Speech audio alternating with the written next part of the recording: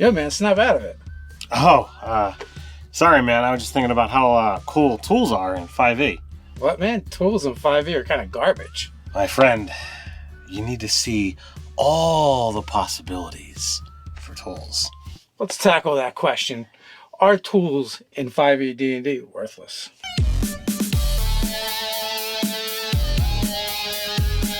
Welcome to Nerdarchy. For nerds, by nerds, I'm Nerdarchy Dave, and as usual, I'm hanging out with this nerd.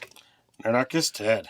Maybe it's their first time visiting Ted's basement. It's a place where I like to discuss news, views, and homebrews for 5th edition Dungeons & Dragons. Sometimes we even talk about other role-playing games. So if you don't want to miss a single video, don't forget to hit that subscribe button and attune to that notification bell. This is not the day where we talk about other role-playing games. We're going to be talking about tool proficiencies in 5th edition Dungeons & Dragons. I've seen, chatter online and different social media that tool proficiencies are worthless. They don't really add anything to the game. They don't come up. So I think this is a good time for us to kind of talk about it and discuss it. We even did a newsletter recently where we kind of talked about using tools in 5e D&D. Right. Now, I will say, with a caveat, thieves' tools, for opening lock and disarming traps, those are going to be, common, in any, fantasy game.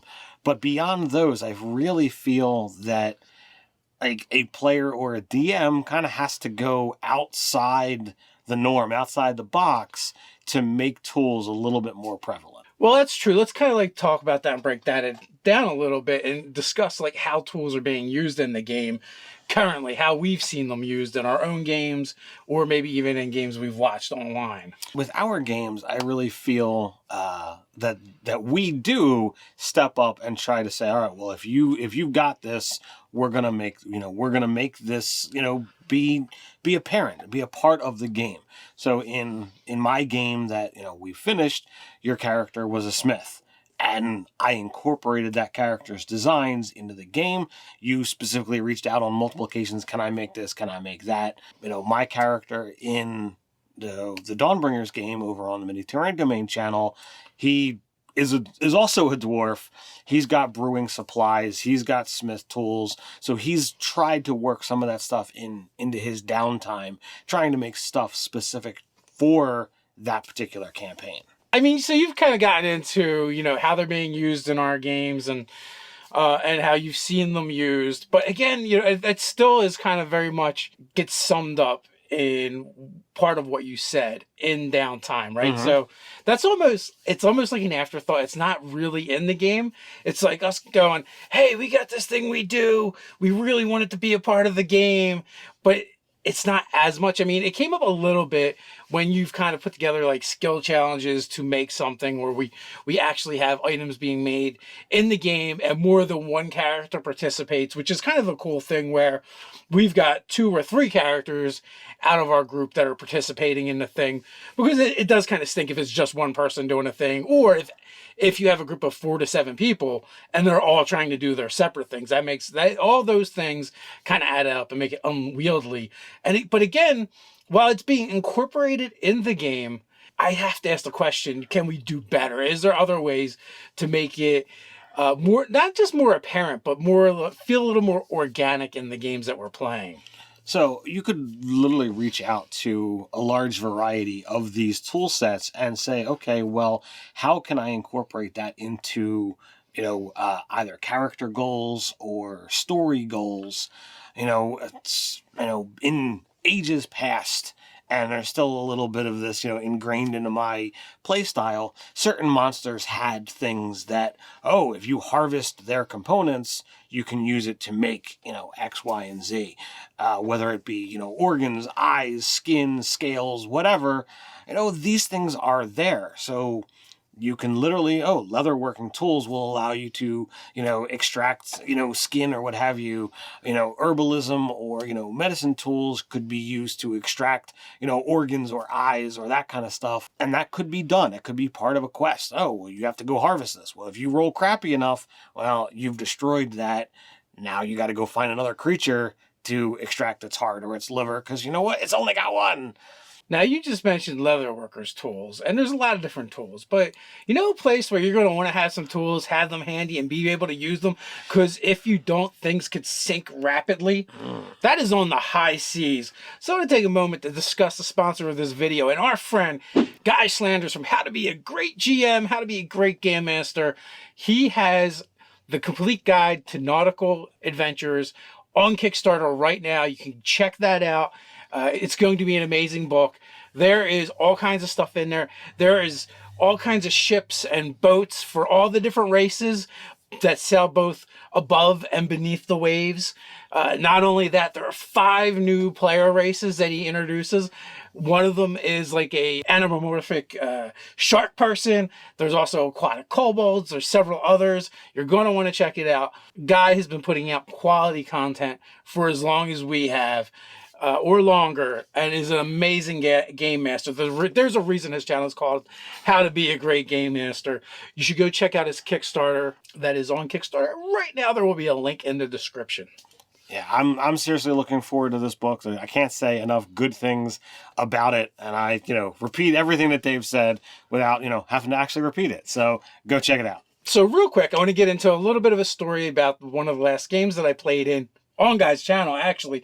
We played Adventures into Middle Earth, and there was kind of like a puzzle, a riddle that involved a statue. The problem was it was like a 40, 50-foot tall statue, and it had been knocked over. And like the idea to find the secret door was you had to look through the statue's eyes. And it's a pretty easy riddle. But what do you do when the statue is not there anymore? It's not standing. So I was like, you know what? My character actually has mining tools. He was a miner. Can he use his ability to survey a location to kind of extrapolate from what remains of the statue, where the pedestal is located, and which way the statue would have been facing, to kind of figure out which of these trees in the nearby vicinity would be approximately the right height and in the right location. So that was a way that we used tools most recently within the past week or two. And I would like to see more things like that. In the newsletter, we talk about uses for tools. And, you definitely did a lot of cool stuff in there. And I actually came up with a couple of ways to use different tools actually in combat. Oh, nice. So do we hold off on that, or do we, do you want to dive into that, or do we want to point them in the direction of where they might be able to find that information? Well, they can find that at the Nerdarchy newsletter. You can find it on the website if you just search tools and D&D. Easy enough. And we can also dive into that a little bit. And then after we talk about that, I want to discuss whose fault is it that tools are getting a bum rap and they're not getting enough love and play in the game. So, basically what I did is if you had tinker tools, smith tools, or thieves tools as a proficiency, and you're fighting a animated construct that clearly has like mechanical parts to it, you could make a special observation roll as an action, and on your following round, you could basically make an attack with your tools, and then you would roll a d4 to see what the effect was. Oh, nice. It might be their attacks are hindered. It might be you've opened up a vulnerable spot. You've slowed it down. Things of that nature. Just like it's kind of random. You don't really know what it's going to do, but it's going to give you some kind of benefit or the creature some kind of disadvantage because you've been able to use your expertise to make the special attack. Then I did another one against oozes that involves brewer's kit, or brewer supplies, alchemist supplies, and herbalist kit, I believe. And with the idea that the right things to mix into the ooze. First you have to observe it and figure it out. Then you mix the right components into it as an attack roll. And again, you roll a d4 to see what kind of like random effect you did to it that's going to either be disadvantageous to it or advantageous to you. And I just thought it would be like kind of like a fun way to use tools and have them a little bit more meaningful in the game. I think those are all excellent things. But you asked the question of, whose fault is it?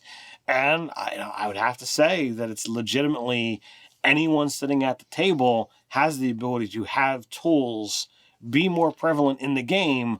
All they have to do is ask. If you're a player and you have a tool proficiency and you think, hey, can this help me out here? raise your hand, do whatever you need to do, get your GM's attention and say, can I use this here? Will this offer me anything? And let the GM, abdicate. And in some cases, it can be, significantly helpful depending upon, how well you do and what you have access to. So I feel like we've seen a version of this that's been going on for a long time in the game, but players have been trained to do it. And GMs have been trained to point it out too. Stone cutting. It's been in the game since, as long as I can remember. I'm pretty sure it was in first edition. It may not have had the same name, but the idea was if you're a dwarf, you know rock, you know earth, you know stone. And so with that, players, have come to know this and be like, hey, well, I'm a dwarf and this is stone. Do I know anything? And different mechanics have been, built up around that throughout the editions. So now all we have to do is, as players and as GMs, to start getting that same vibe with our tool proficiencies. Like, is there a way that this can matter? Is there a way where this would make sense for me to know something? And also, there's also like some tools that are really interchangeable. Like maybe you don't have a rogue in the party with thieves tools, but you have someone with tinker tools, or smith tools, or someone, maybe they're a guild artisan and they're a locksmith. So like you might be able to do some things, especially if things kind of have mechanical parts to them. You can work that from several different angles. You talked about, how to use stuff against constructs or how to use stuff against oozes, but you could legitimately take the same kind of stuff with your leatherworker tools and maybe not during combat, but after combat, examine a creature and find out exactly where its weak parts are. You and I both know, having, some exposure to, lizards and lizard, creatures, that their underbellies are generally softer, which is why they tend to protect it more. So if you've got the ability to examine a creature, you might learn where it might be softest and give you an advantage, in a later combat. Yeah, or if if the DM is for it, why not let them? If a character spends resources to do a thing, why not make it mean something? Now, in the case of I'm going to study the creature to give advantage to someone next round, or to give advantage to everyone for a round. That might be something the GM might do, especially if you're giving up your action to just observe the creature. So I think there's finally like one point to bring up, and that is tools as a role-playing tool. We talked about that a bunch in the beginning, how we kind of like tack it on and like, hey, can I do this stuff? And you're just trying to illustrate the thing that your characters into are doing. But what if you were to do it even more so throughout the gameplay and maybe even in more subtle ways? So tools offer up, a number of advantages, and, it's not just mechanical. There are going to be social aspects as well. And I'm not going to go through the whole list, but on each of them, you can find ways to incorporate bringing in either, other characters, bringing in either, other situations. And, you've even got the ability to, as I said, harvest or create stuff with each of these tools, which offers a service or a social, back and forth option as well. So there's a lot of things that can be done with tools to incorporate, the social pillar as well. Yeah, I mean, you can also incorporate different organizations like guilds and trades folks and trades organizations that you might encounter during the game that could be, lead to interesting role playing. But also, I was just thinking like along the lines of if you're an alchemist, maybe you kind of have a smell or an odor to you, or, if you're a scribe, your fingers are stained with ink all the time and you have smudges on your robe all the time from working with these things. So, you can incorporate little things like that into the game. Maybe every once in a while, you reference things from the trade that your character understands and knows about and would have been a big part of their life. Because if you have a tool proficiency, to me, that means you spent a lot of time doing it. Maybe you even worked on an apprenticeship, or, you grew up with your father or your mother and that was their trade and they brought you with them on all their jobs and you're always there and assisting them. So you know about it. It should be like a big part of your life. Whether you love it or hate it, you probably have a lot of knowledge about it. So maybe you, the player, takes some time to research whatever that tool or that profession would be. You can incorporate little quirky things into your character. Maybe you reference it. Maybe you have curses that are based around it because that's what your dad said every time he would hit his hand with a hammer or something. You know, or your mom would say when she would, you know, mess something up, you know, or whatever. Yeah, so you can there are just some tools you can use to incorporate in role playing so that you can show that this is important to your character. And not every character is going to do this, but many might. You know, you could use those, you know, similar to, you know, research. How is it going to inform, you know, what your character looks like, acts like, sounds like? You know, if you are, you know, if you've got, you know, cook utensils, does that mean that you're a character who likes to eat, enjoys gourmet, is overweight, is athletic because they always prepare something healthy? You know, so it can go in a variety of different ways, but you just have to figure out, like, well, why do I have this? How do I use it? And how is this informing decisions that my character might make? I think all of those are good, solid steps to make tools, you know, more of a role-playing thing for you. You could go the other way, like, especially like the cooking utensils, like, both your parents were out earning a living for you and all of your siblings. Maybe there was a lot of them. You're the oldest. So you learn, you're a good cook and know how to cook because you had to. You had to cook for everyone. You would get in trouble, punished, maybe even beaten if you didn't prepare the meals and get everything done. Maybe you hate cooking now. And they hate the idea of a frying pan. But it's worse than that because you understand it and you are actually good at it. So if someone does prepare a meal for you, and it's not good, maybe, yeah, you get angry. What is this crap? Because you used to get in trouble or beaten if you didn't do it right. So, like, maybe you perpetuate that, or maybe you're the one that breaks the cycle. I don't know. But, these are all points that you can look at when you're role-playing for your tool proficiencies. So, I think that that kind of wraps up how to make tools, more interesting and more involved in your role-playing game. So let us know what you think down in the comments. Before we head on out, let me take a moment to invite you to join Nerdarchy, the adventuring party over on Patreon. Ted, what can I expect over there? Every month, we're creating products for 5th edition Dungeons & Dragons that both players and DMs alike can drop right into their game. But that's not all. We also do monthly giveaways, and our patrons are automatically entered. We do weekly hangouts with our patrons and more. So quest on down to the description, join the Nerdarchy adventuring party, and until next time, stay nerdy.